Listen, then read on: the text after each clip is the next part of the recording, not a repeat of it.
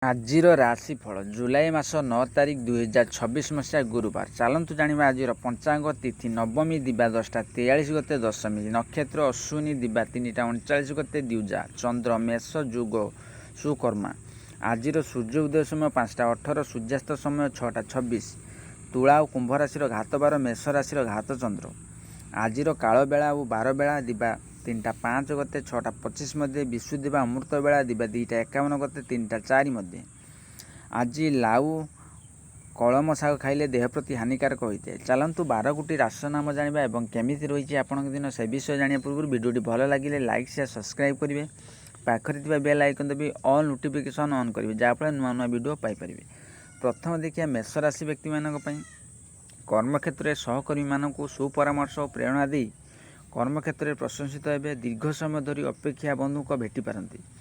ସାଧାରଣ କଥାକୁ ନେଇ ପାରିବାରିକ ଅସହଯୋଗ ଶେଷ ପର୍ଯ୍ୟାୟରେ କାମଗୁଡ଼ିକ ଅଧାରେ ଅଟକିଯିବ। ପାରିବାରିକ ଚାପ ଦୃଷ୍ଟିରୁ ମାନସିକ ସ୍ତରରେ କଷ୍ଟ ସ୍ୱୀକାର କରିବେ। ସେହିଭଳି ଦେଖିବା ବୃଷ ରାଶି ବ୍ୟକ୍ତିମାନଙ୍କ ପାଇଁ। ଆଜି ଆପଣଙ୍କର ମାନସିକ ସ୍ୱାସ୍ଥ୍ୟ କେତେକାଂଶରେ ଭଲ ରହି ନପାରେ।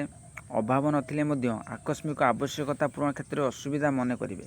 କର୍ମକ୍ଷେତ୍ରରେ ଅନ୍ୟକୁ ସାହାଯ୍ୟ କରିବାକୁ ଯାଇ ନିଜେ ହଇରାଣ ପଡ଼ିପାରନ୍ତି। ପଡ଼ୋଶୀଙ୍କ କଥାରେ ପ୍ରଭାବିତ ହୋଇ କୌଣସି ଭୁଲ କାମ କରିପାରନ୍ତି। ସେହିଭଳି ଦେଖିବା ମିଥୁନ ରାଶି ବ୍ୟକ୍ତିମାନଙ୍କ ପାଇଁ। ବନ୍ଧୁମାନଙ୍କ ସାହାଯ୍ୟରେ ଭାଙ୍ଗି ପଡ଼ିଥିବା ସ୍ୱାସ୍ଥ୍ୟର ଉନ୍ନତି ଘଟିପାରେ। ସହକର୍ମୀ କାର୍ଯ୍ୟାବଳୀ ଅଫିସରେ ପ୍ରତ୍ୟେକ ଘଟଣାକୁ ସନ୍ଦେହ ଦୃଷ୍ଟି ରଖିବେ। ପ୍ରତ୍ୟେକ ଖବରଟି ଆଜି ପାଇପାରନ୍ତି। ବନ୍ଧୁଙ୍କ ପ୍ରତିଶ୍ରୁତି ଦେଇ ଶେଷରେ ନାସ୍ତି ବାଣୀ ଶୁଣାଇବେ। ସେହିଭଳି ଦେଖିବା କର୍କଟ ରାଶି ବ୍ୟକ୍ତିମାନଙ୍କ ପାଇଁ। ଭାବପ୍ରବଣତାବଶତଃ ଅନ୍ୟ ଦ୍ୱାରା ପ୍ରଭାବିତ ହୋଇ ମରୀଚିକା ପଛରେ ଦୌଡ଼ି ପରିଶେଷରେ ଅନୁତାପ କରିପାରନ୍ତି। ବନ୍ଧୁ ଗହଣରେ ବାକ୍ ଅସଂଯମତା ଯୋଗୁଁ ସୁସମ୍ପର୍କ ବ୍ୟାହତ ହୋଇପାରେ। ବିଭିନ୍ନ ପ୍ରକାର ଆଶା ଆଶଙ୍କାରେ ବ୍ୟବସାୟୀକୁ ସଙ୍କୁଚିତ କରିନେଇ ପାରନ୍ତି। ସେହିଭଳି ସିଂହ ରାଶି ବ୍ୟକ୍ତିମାନଙ୍କ ପାଇଁ। ନିକଟ ଅତୀତରେ ସୃଷ୍ଟି ହେଉଥିବା ପରିସ୍ଥିତିକୁ ସମ୍ଭାଳି ନେବା ପାଇଁ ପଡ଼ୋଶୀଙ୍କ ସାହାଯ୍ୟ ଅବଶ୍ୟ ମନେ କରିବେ। କର୍ମକ୍ଷେତ୍ରରେ ଅଯଥା ମିଥ୍ୟା ଅଭିଯୋଗ ସକାଶେ ଅନ୍ୟ ଉପରେ ବିରକ୍ତି ପ୍ରକାଶ କରିପାରନ୍ତି। ପରିବାରରେ ବ୍ୟୟ ବୃଦ୍ଧି ଯୋଗୁଁ କିମ୍ବା ପରିବହନର ସମସ୍ୟା କାରଣରୁ ବ୍ୟସ୍ତ ରହିପାରନ୍ତି। ସେହିଭଳି ଦେଖିବା କନ୍ୟା ରାଶି ବ୍ୟକ୍ତିମାନଙ୍କ ପାଇଁ।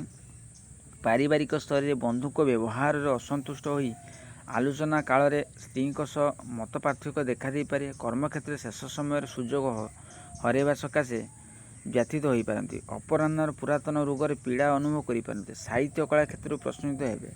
ସେହିଭଳି ଦେଖିବା ତୁଳା ରାଶି ବ୍ୟକ୍ତିମାନଙ୍କ ପାଇଁ।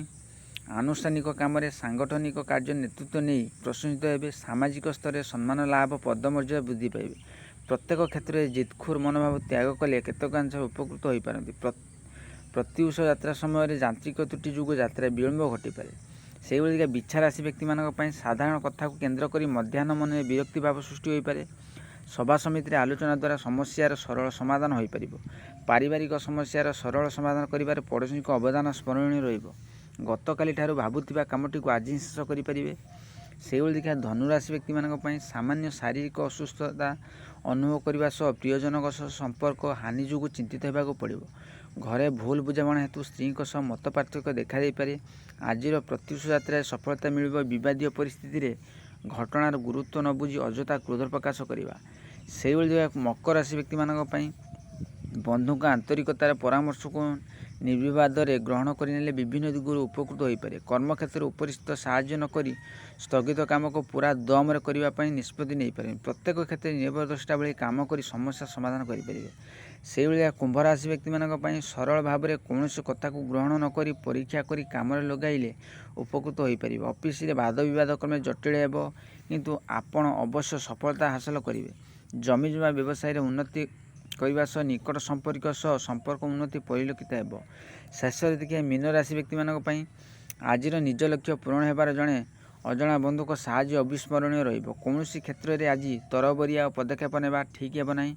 ଅସମର୍ଥିତ ସୂତ୍ରରୁ ଜଣା କଥାକୁ ବିଶ୍ୱାସ କଲେ ଅସୁବିଧାର ସମ୍ମୁଖୀନ ହୋଇପାରନ୍ତି। ପାରିବାରିକ ଅଶାନ୍ତି ଦେଖାଦେଇପାରେ। ଆଶା କରି ଭିଡ଼ିଓଟି ଭଲ ଲାଗିଲେ ଲାଇକ୍ ସେୟାର ସବସ୍କ୍ରାଇବ୍ କରିବେ, ବେଲ୍ ଆଇକନ୍ ଦେବେ।